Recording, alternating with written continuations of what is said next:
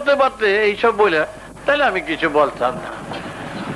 কোনো কথা বলে মৃত্যুকে রোধ করতে পারবে না। এক একদিন চায় ওই ট্যাক্সির মিটার উঠে টুক টুক টুক করে, মিটার তো উঠছে, বাবা তুমি যেমনি যাও তেমনি যাও, মিটার তোমাকে ছাড়ছে না।